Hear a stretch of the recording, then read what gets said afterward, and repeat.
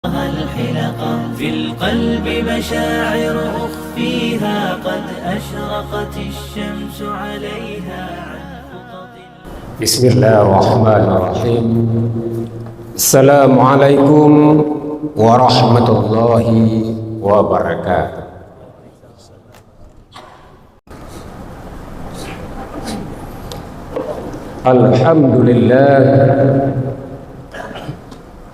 Alhamdulillazi anzalal Qur'an hudal linnas wa bayyinatin huda wal furqan. Asyhadu an la ilaha illallah wahdahu la syarikalah wa asyhadu anna Muhammadan abduhu wa rasuluh la nabiyya ba'da. Allahumma fasalli wa sallim wa barik ala hadzal nabil karim wa ala alihi wa sahbihi ajma'in. Amma ba'du fa ya ibadallah usikum wa iyaya bitaqwallah faqad fazal muttaqun. Qala Allah ta'ala fil Qur'anil Karim, na'udzu billahi minasyaitonir rajim. Bismillahirrahmanirrahim. Ya ayyuhallazina amanu jtanibu katsiran minaz zanni inna ba'daz zanni itsmu wa la tajassasu wa la yaghtab ba'dukum ba'da. Sadaqallahul azim.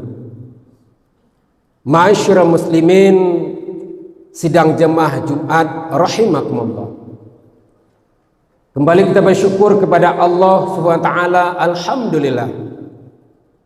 Pada hari ini Allah masih memberikan kehidupan kepada kita sehingga bisa kita melaksanakan tugas dan aktivitas kita sesuai dengan profesi masing-masing.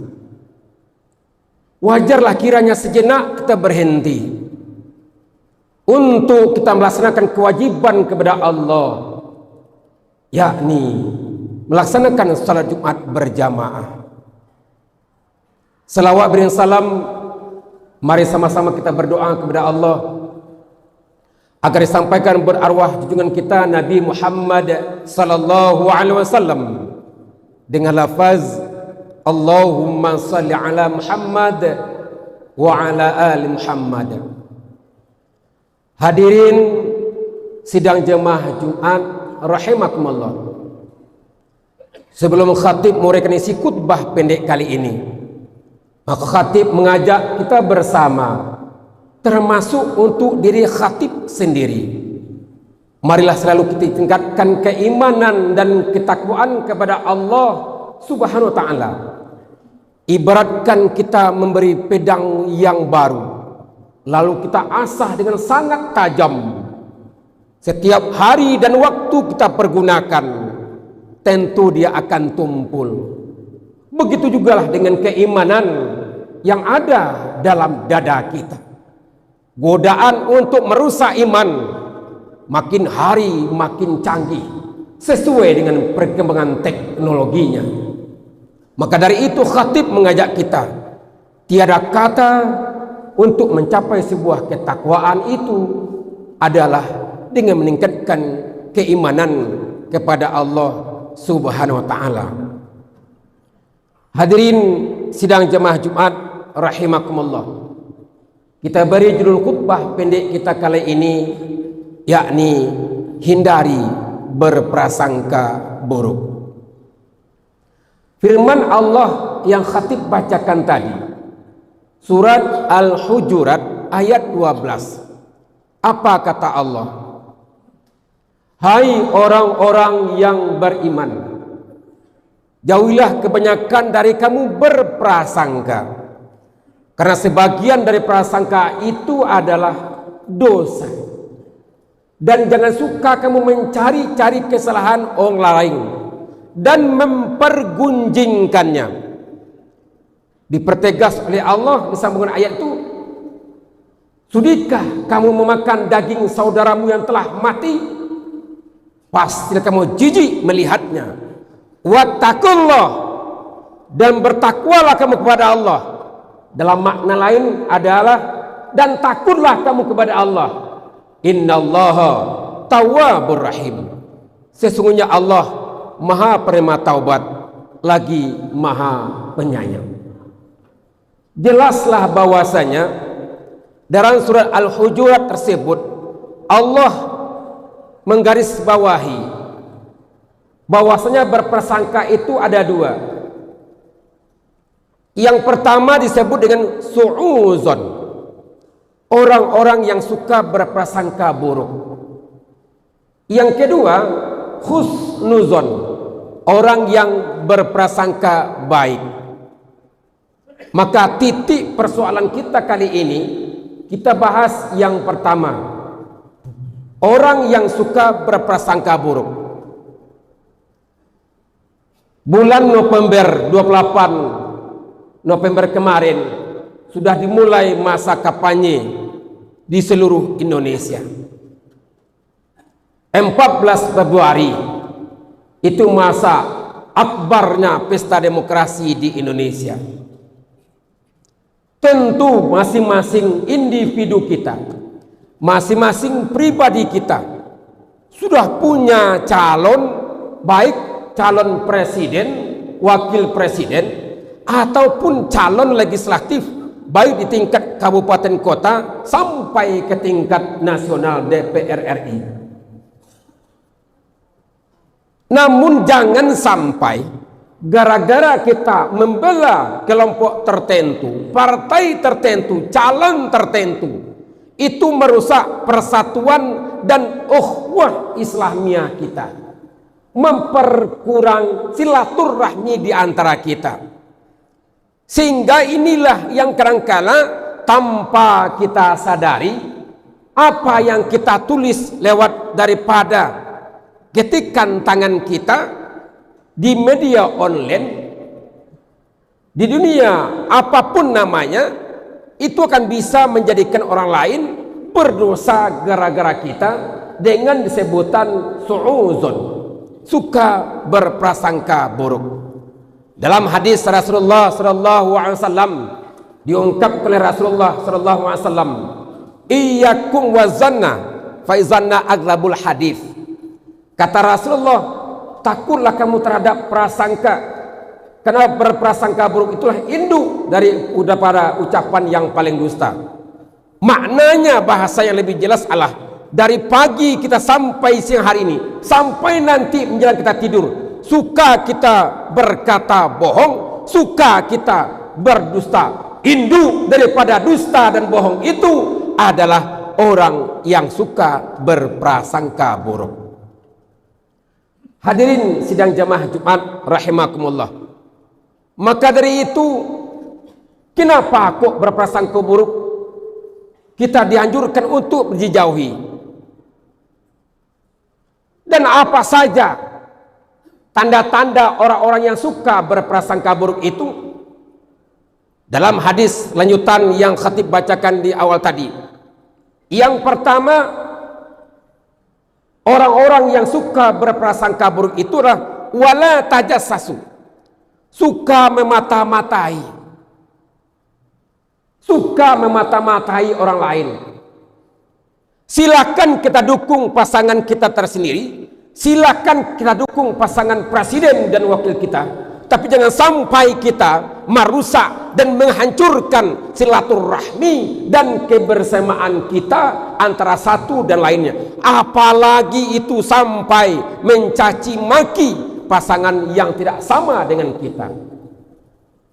Berawal dari mata-matai itulah timbulnya berprasangka buruk, sehingga di antara satu sama lainnya tidak ada lagi keharmonisan, baik antara bertetangga, bahkan di antara menantu dengan mertua, mama dengan ponakan, kakak dengan adik, kadangkala berbeda daripada pasangan yang diusungnya, itu kadang-kadang tidak bertegur sapa. Yang ruginya siapa? Ya kita. rusak silaturahmi kita gara-gara duniawi, hanya untuk sesaat, untuk memperbaiki lagi silaturahmi dan ukhuwah Islamiyah itu tidak semudah membalikkan telapak tangan. Al-istighalu bi'uyubil khalqi, karena suka mencari aib orang lain, suka mencari keburukan orang lain, itu adalah tahu orang lain gara-gara kita, apalagi sempat difitnah, dan itu adalah sangat menyakitkan bagi diri kita yang disakiti. Yang kedua, kenapa berprasangka buruk itu harus kita hindari? Wala tahassasu. Sesudah kita mata-matai orang lain, lalu kita kebarkan berita jelek kepada orang lain. Yang lebih keren hari ini disebut dengan memfitnah. Siapapun kita, selagi manusia normal, tidak terlepas dan tidak kita hitung apakah dia profesor atau tidak tamat sedikit pun pendidikan sekolahnya. Tapi yang namanya orang normal difitnah tidak menyenangkan hati kita. Maka dari itu khatib mengajak kita bersama, hilangkanlah sangka buruk itu dalam diri kita kalau hidup kita ingin bahagia. Hilangkan dalam diri kita untuk selalu suka memfitnah, karena fitnah itu lebih kejam daripada pembunuhan. Luko dek sambilu bisa diobati, lupo dek kato-kato sampai mati tidak akan pernah terlupakan. Maknanya apa? Kalau dengan luka kita bisa diobati, tapi dengan kata-kata yang difitnah kita kepada lain yang tidak pernah kita lakukan sama sekali, walaupun kita sudah maafkan, tapi tidak akan pernah terlupakan selagi kita masih normal. Hadirin sidang jamaah Jumat rahimakumullah. Yang ketiga, kenapa berprasangka buruk itu harus kita hindari?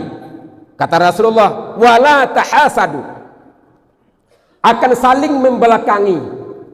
Sudah kita mata-matai, kita sebarkan berita buruk kepada orang lain, apakah langsung, apakah lewat media online, Facebook, Instagram, WhatsApp, TikTok dan lain sebagainya, untuk merendahkan orang lain, apalagi dalam tatanan kita dunia kampanye hari ini, apalagi untuk merusak pasangan lain, itu akan timbul kalau dibilang orang lain. Setelah disebarkan mata-matai, lalu disebarkan berita fitnah, akan timbul yang ketiga adalah akan saling membelakangi.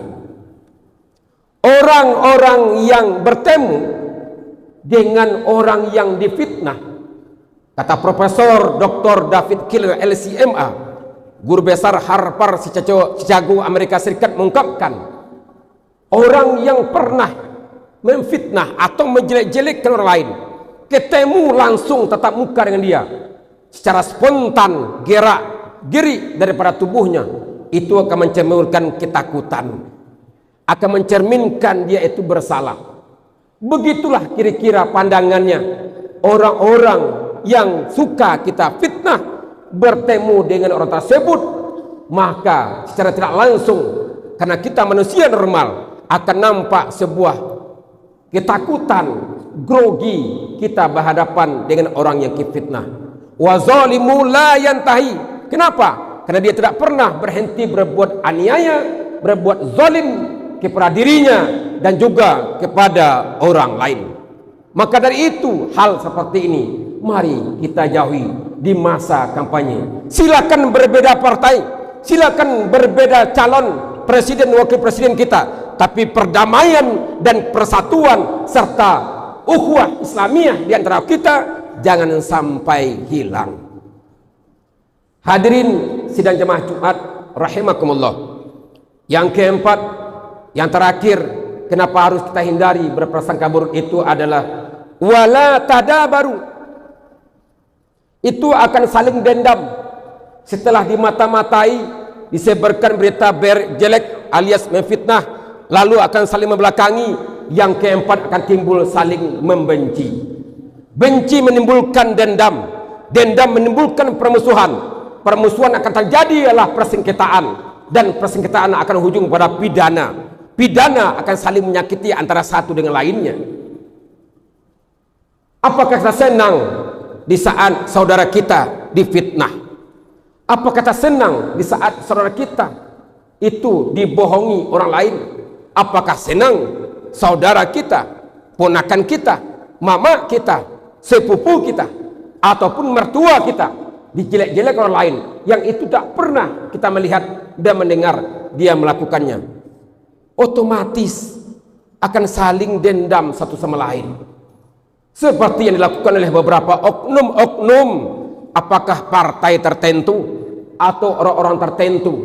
Setiap saat dia sebutkan kejelekan-kejelekan orang lain saja. Kenapa? Waquswatul qulub, karena hatinya keras sehingga hatinya membusuk, padahal kebaikan-kebaikan orang lain sudah banyak selama ini kepada dia, kepada kelompoknya. Tapi gara-gara nila setitik, rusak susu sebelah. Gara-gara satu perbuatan keburukan, hilang 1000 kebaikan yang pernah dilakukannya. Inilah yang akan merusak tatanan kehidupan kita bermasyarakat. Apalagi masyarakat Padang adalah masyarakat heterogen, berbagai ras, budaya, suku, dan agama ada semuanya di kota Padang. Jangan sampai kita terpancing dengan hal-hal yang tidak bertanggung jawab. Jangan sampai kita termakan isu-isu yang akan merusak tatanan kita berukun tetangga, berukun warga, sehingga satu sama lain di antara kita akan saling dendam di antaranya, dan itu tidak akan mengatakan apa-apa dan tidak membawa keuntungan bagi kita, karena kita adalah masyarakat yang cinta akan damai, cinta akan perdamaian, dan cinta akan kebersamaan dalam tatanan kehidupan kita bernegara dan berpancasila. Silakan berbeda apapun pilihan kita, silakan berbeda apapun paham kita, tapi silakan kita sesuai dengan tatanan kehidupan kita, kebersamaan dan ukhuwah Islamiyah, dan tatanan kehidupan yang sudah damai di kota Padang ini. Jangan gara-gara hanya untuk 1 kali 5 tahun rusak semua kehidupan berbangsa dan bernegara kita. Semoga hal ini menjadi sebuah renungan bagi kita, bahwasanya kita adalah manusia yang sudah manusia cerdas, manusia yang sudah berbanyak ilmu pengetahuan dan juga pengalaman. Dan semoga kita doakan pesta demokrasi 14 Februari 2024, andaikan Allah panjang usia kita, semoga berjalan aman, damai, lancar, dan jauh dari hal-hal yang akan merusak tatanan kehidupan kita berbangsa dan bernegara. Camkan dan renungkan, fa'tabiru ya ulil absar la'allakum turhamun.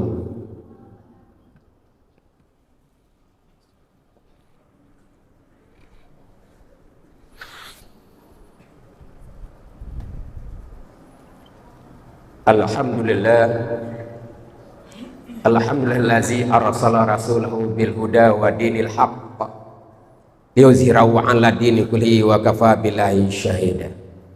Asyhadu an la ilaha illallah wahdahu la syarikalah wa asyhadu anna Muhammadan 'abduhu wa rasuluh la nabiyya ba'dah. Allahumma fasalli wa sallim wa barik ala hadzal nabiyil karim wa ala alihi wa sahbihi ajma'in. Amma ba'du, fa ya ibadallah, usikum wa iyaya bitaqwallah, faqad fazal muttaqun. Qala Allah Ta'ala fil Qur'anil Karim, na'udzu billahi minasyaitonir rajim, bismillahirrahmanirrahim. Walau anna ahlal qura amanu wattaqau la fatahna 'alaihim barakatim minas sama'i wal ardh walakin kadzabu fa akhadnahum bima kanu yaksibun. Allah ingatkan kita dalam surat Al-A'raf ayat 96. Apa kata Allah? Kalaulah suatu penduduk, suatu kaum, suatu umat, bahkan suatu negeri beriman dan bertakwa kepadaku. Makna dalam tafsir Al-Misbah karangan Profesor Dr. Quraisyhab, beriman dan bertakwa itu salah satunya adalah melaksanakan kebersamaan, melaksanakan perintah Allah dan menjauhi semua larangan-larangannya. Arti katanya perbuatan kebaikan kita tonjolkan, perbuatan kemaksiatan dan keburukan kita hindarkan, maka Allah akan berikan apa? Maka Allah akan berikan keberkahan yang berasal dari langit dan juga dari bumi. Walakin kadzabu fa akhadnahum bima kanu yaksibun. Tetapi kebanyakan dari mereka mendustakan ayat-ayatku, kata Allah, menjauhi firmanku, kata Allah, maka ku azab mereka karena perbuatan mereka sendiri. Innallaha malaikatahu yusholluna 'alan nabi ya ayyuhallazina amanu shallu 'alaihi wa sallimu taslima.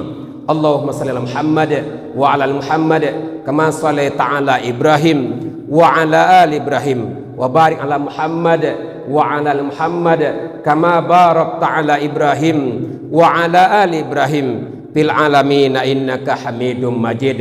Allahumma ighfir lil muslimina wal muslimat wal mu'minina wal mu'minat al ahya'i minhum wal amwat bi rahmatika ya arhamar rahimin. Allahumma rabbana afri alaina sabra wa sabbit aqdamana wansurna 'alal qaumil kafirin. Allahumma ja'alna bi khususan fi saudara wa ali saudara Palestin wa salamatan fid dunya fi sabilillah wa jihadu fi ya Allah wa sarfil akhirah wa salafil akhirah la ilaha illa anta inni kuntu minaz zalimin. Allahumma ighfir lana dzunubana wa liwalidayna warhamhuma kama rabbayana shighara. Allahumma rabbana zalamna anfusana wa illam taghfir lana wa tarhamna lanakunanna minal khasirin. Allahumma rabbana atina fid dunya hasanah wa fil akhirati hasanah wa qina azabannar. Ibadallah, innallaha ya'muru bil adli wal ihsan wa ita'izil qurba wa yanha 'anil munkar wa baghyi ya'izukum la'allakum tadhakkarun